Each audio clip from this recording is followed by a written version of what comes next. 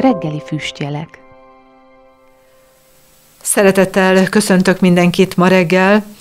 A mai reggeli gondolatmenetünket azzal szeretném kezdeni, hogy én azt hiszem, hogy mindannyian éreztük már ezt az életben, hogy valahogy ennek az életnek nem ez a végcélja, nem ez a fő rendeltetése, hogy itt éljünk 60, 70, 80, valaki kevesebbet, van, aki néhány évvel többet, de nyomorúságban, szenvedésben, és utána az elmúlás, és nem csak a hívő emberek, az Istenben hívő emberek érzik ezt, hanem nagyon sokan Istent nem ismerő emberek is fölteszik a kérdést, hogy hát ez az élet értelme és célja, megszületünk, és itt vagyunk a nehézségekben, problémákban, és utána vége az életnek.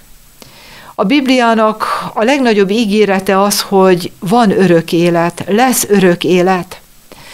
A bűn miatt elveszítettük az életet, az örök életet. Mi örök életre teremtettünk, de a bűn meggátolta ezt ebben az életben, de ugyanakkor Isten gondoskodott megváltási tervről Jézus Krisztus által, és a Bibliának az aranyszövege így hangzik, amit azt hiszem nagyon sokan kívülről ismerünk, mert úgy szerette Isten a világot, hogy az ő egyszülött fiát adta, hogy ha valaki hisz ő benne, el ne vesszen, hanem örök élete legyen, örök élet. Ez a végső cél, ennek az elérése, ez a remény, ami ott van mindannyiunk számára, akik elfogadjuk Jézus Krisztust, elfogadjuk a Biblia tanítását.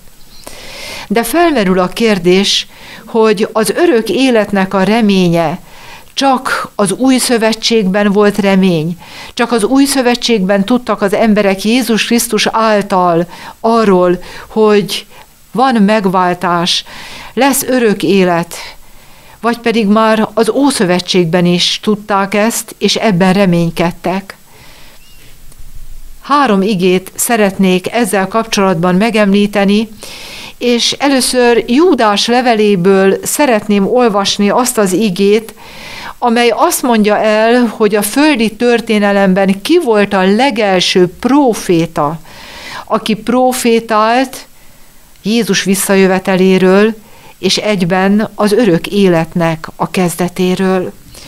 Júdás levelében így olvasom a 14. és 15. verset, azt mondja az ige, hogy ezekről is prófétált pedig Énok, aki Ádámtól fogva a 7. volt, mondván, íme eljött az Úr az ő sok ezer szentjével, hogy ítéletet tartson mindenek felett, és feddőzzék mindazok ellen, akik közöttük istentelenek, istentelenségüknek minden cselekedetéért, amelyekkel istentelenkedtek, és minden kemény beszédért, amelyet az istentelen bűnösök szóltak ő ellene. Ki volt ez az Énok? Ádámtól fogva a 7. ember, a 7. generáció elsőszülöttje ilyen értelemben, tehát Ádámtól fogva a 7. És miről beszélt már? Hogy el fog jönni majd, ezt látta már az ő látomásában, a kinyilatkoztatásban, hogy eljött az Úr az ő sok ezer szentjével. Miért? Hogy ítéletet tartson a bűn a gonoszság felett, hogy lezárja a bűnnek ezt a szörnyű történelmét. Miért? Ádám után a 7. nemzedék, a 7. ember már ezt élte át. Igen, ugyanazt élte át, talán még nem annyira kiteljesedve, mint mi most, de ezt élte át, a bűn elhatalmasodását, ennek a rengeteg nyomorúságát, azt mondja, azt az istentelen cselekedetek sokaságát, a kemény beszédeket. Igen, ugyanazt éljük át mi is ebben a világban, sőt, mint ahogy említettem, talán még kiteljesedettebb módon. És hova vezetett ez az Énök idejében már így elhatalmasodott gonoszság? Oda vezetett, hogy néhány évszázad, és az Úr kénytelen volt elpusztítani azt a világot, Noé világát, az elhatalmasodott bűnök miatt. De Énok is már miben reménykedett? Reménykedett az örök életben, hogy Jézus majd eljön, és vége lesz ennek a rengeteg nyomorúságnak.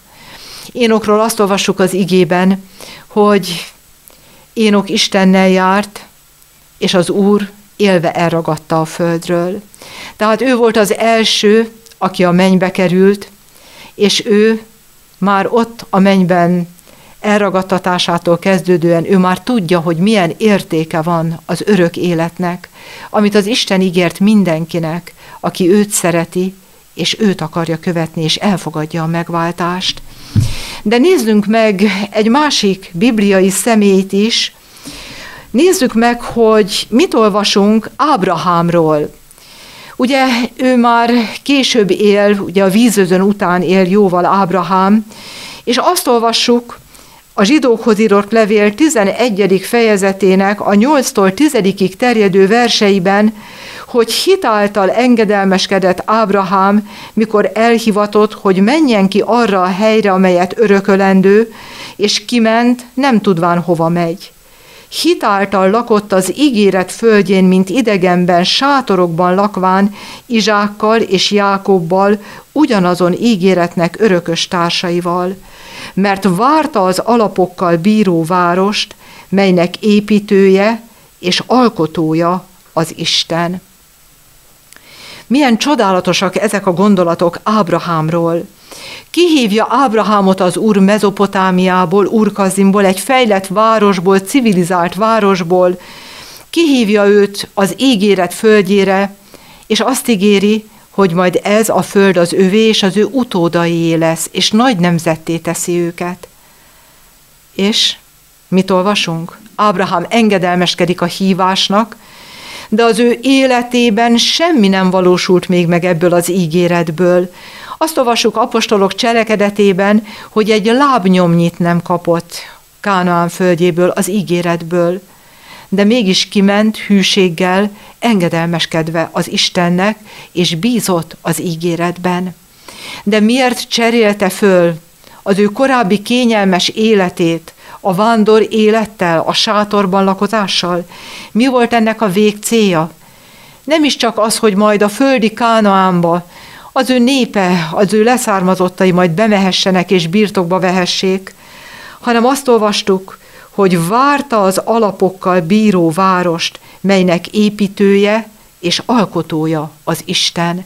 Tehát az örök élet ígéretében reménykedett. Igen, ki kell, hogy mondjuk, hogy az első emberpár óta, amióta a bűn bekövetkezett, minden őszintén hívő, megtért ember ebben reménykedett, az örök élet elnyerésében. Olyan érdekes, azt hiszem, hogy nagyon sokan ismerik ezt az igét kívülről.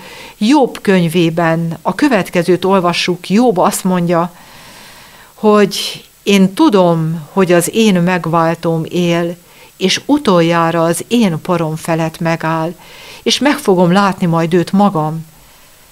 Igen, minden őszintén hívő ember már az Ószövetség idején a kezdetektől fogva ebben reménykedett, és milyen messze voltak még ennek a célnak az elérésétől, de mégis ez adott értelmet és célt a földi életüknek. És hadd kérdezzem meg, mi valóban így vágyódunk az örök életre, mint ahogy ezek a több ezer évvel ezelőtt élt ősatyák vágyódtak, pedig hozzánk sokkal közelebb van az üdvösség. Itt van karnyújtásnyira.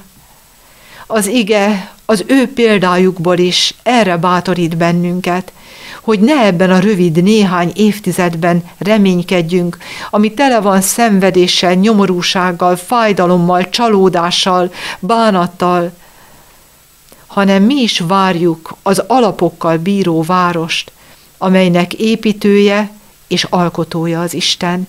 Igen, ezért érdemes itt élni, küzdeni, harcolni, hittel, az Isten ígéreteibe vetett hittel.